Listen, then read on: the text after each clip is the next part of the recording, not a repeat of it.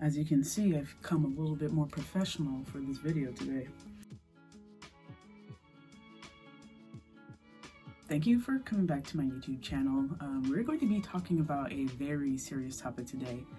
And if you remember from my last video, which so many of you watched, thank you, Mom. I mentioned that I was going to be coming out with a little bit more of a controversial video. Now, when I say that, I mean controversial in the sense that maybe for some folks back home, maybe for some people that are a little bit more traditional or fundamentalist, this video may ruffle a few feathers, maybe not as many as I think, mainly because I feel like if you know me at this point, you know that what I'm about to talk about is not necessarily something that's contradictory to me, especially me now. But I just invite anybody that might have a difference of opinion to be open and just hear what I have to say. So with that said, I'm going to be talking about a social ailment that one would think would be done away with in 2020, but like many things this year, it just keeps surprising us. So I'm going to be talking about the intersectional issue between the Black community and the queer community. If you haven't heard, a few weeks ago, maybe about a month, a social media influencer by the name of Eden the Doll and her friends Jocelyn Flawless and Jasmine Whitrose were waiting for an Uber, and three men approached them, said something to the effect of buying them some nice merchandise, which it's Hollywood, so things like that I'm sure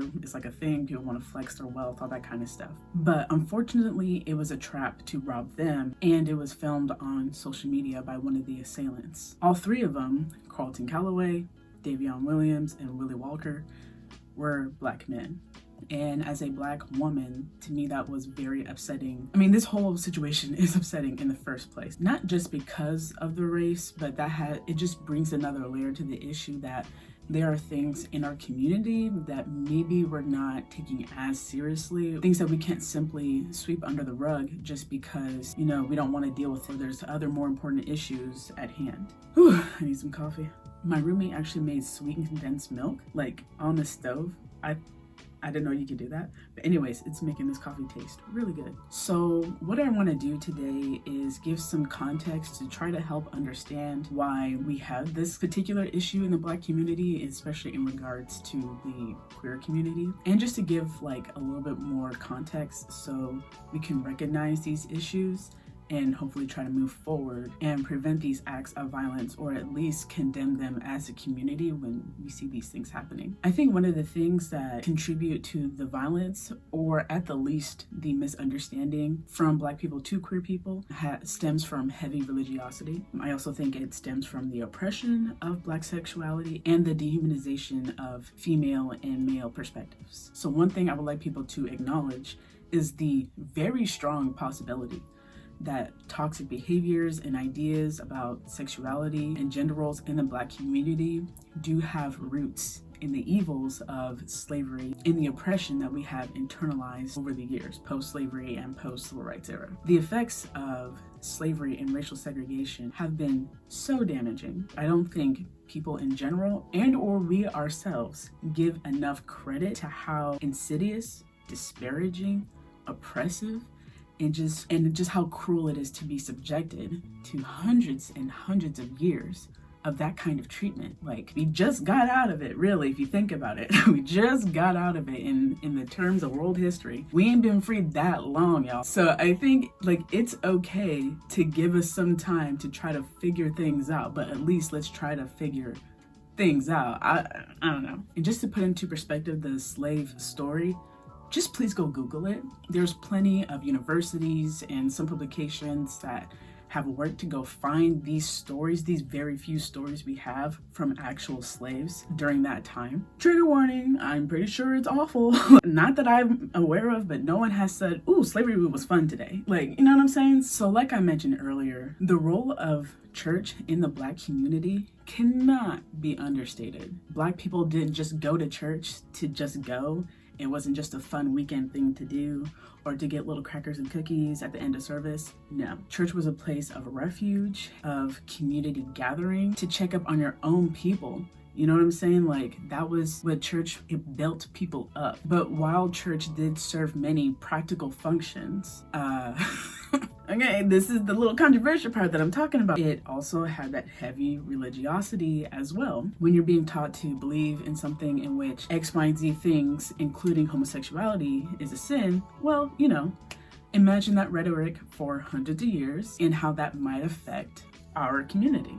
Now, for some people, it might be easy to assume that just because slavery ended or the Civil Rights Act was passed, that we shouldn't be suffering or shouldn't have so many emotional traumas from something that happened so long ago. It may question why moving on for us is really hard. Like, why is it a hard thing to do? So if you don't know, what you don't know is a lot. Even though these laws and everything have passed, that does not get rid of social ailments right away. That is rarely how society has ever progressed, in my humble opinion. Laws give us legal recourse. However, it does not change the mind of your neighbors, your employers, the police, pastors, or strangers on the street. Social progress takes time, a lot of time. Just because I'm the most privileged Black generation that we've had so far, and I'm saying that very loosely because there's a lot of things that we are plagued with, that does not mean that this is the best.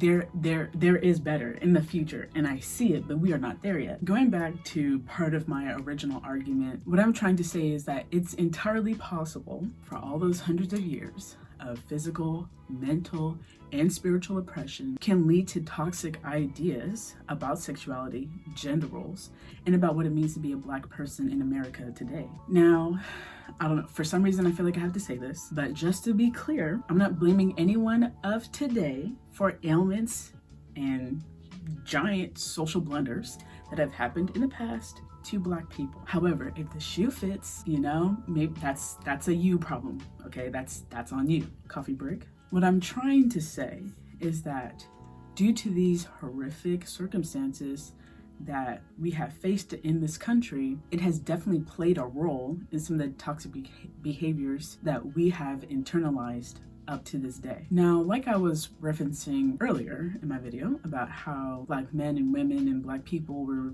dehumanized and emasculated because of slavery and possibly other things as well, it seems that now the bounce back, or the opposite yet equal reaction, is praising hypersexuality and hypermasculinity in men. And unfortunately, a part of that hypermasculinity and sexuality is predicated upon not being seen as weak, not being seen as a follower, and we have antithesized.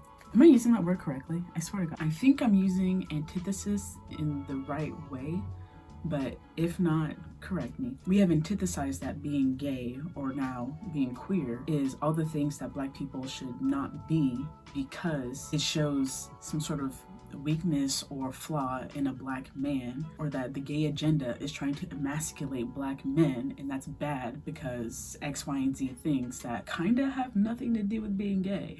Which, I hate to tell you, those two things really don't go together that well. It's like mixing oil and water. They don't mix. And to be perfectly clear, the people responsible for emasculating Black men and dehumanizing Black people in general were the racist white men or women, whoever, whether they were gay or straight. That's who did it. That is just in my estimation of things. I could be wrong. All those negative aspects, which I assume stem from slavery and just general oppression, have turned into cultural and social norms within the Black community that we use to encourage or dissuade certain behaviors. So like the assailant that was responsible for abusing those 3 trans women in Hollywood, he felt comfortable enough to A, rob them, and B, live stream it for his Instagram because he said it would get him more social media followers and likes and things like that. It is in my estimation that if we had a more accepting view, a more well-rounded view, at least a respectful view of queer people or non-heteronormative people, then this type of behavior would not be tolerated or accepted in the Black community to the degree it is now. Now, as another disclaimer, I'm full of disclaimers. I want to be careful not to demonize the entire Black community. That's not what this is for. Obviously, not everyone in the Black community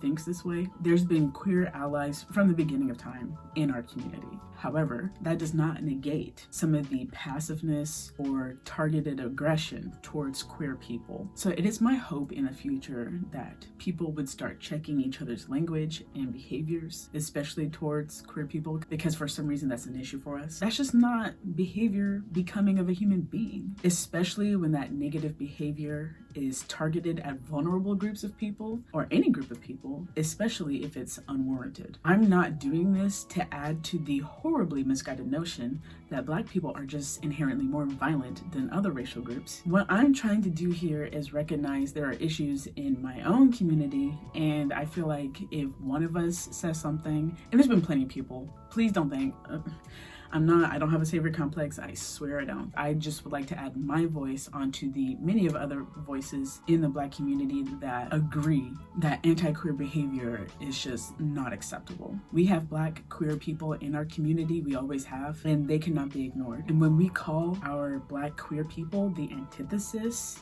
of everything that we've worked for in this country, is just wrong, disrespectful, and scientifically not applicable, and just looking for things to blame that have nothing to do with the situation. I don't know about everybody else, but when I say I support my people, I mean everybody. And I would just like to encourage or challenge anybody to really sit down and reason with themselves. If it wasn't for your religion, would you still have the same views about queer people? If it wasn't for the things that your folks have said around you about queer people, would you still have those same views? Other than that, if your hatred of something is externalized or comes from an external source, I don't know, just question it. Just question it one time, maybe twice, I don't know. I need more coffee. And yes, this is a Christmas mug because it's my favorite holiday of all time, and I'm just hoping it's okay this year. Now, this was a really difficult video for me to make because I was somebody that had homophobic thoughts and feelings. It was really all religion based. I took my religion so seriously that I too believe that anything queer related was a sin. I've been checked multiple times, some a little bit more, you know, some people made me cry, but that's okay. It's about growth. It's not about me.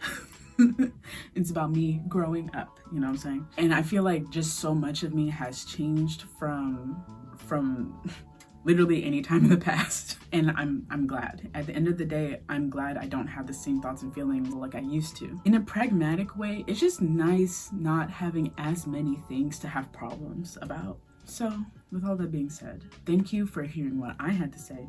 Thank you for liking, commenting, and subscribing. And hopefully I'll see you later for a little bit more of a lighthearted video. I don't know. I'm still working on that one. Bye guys.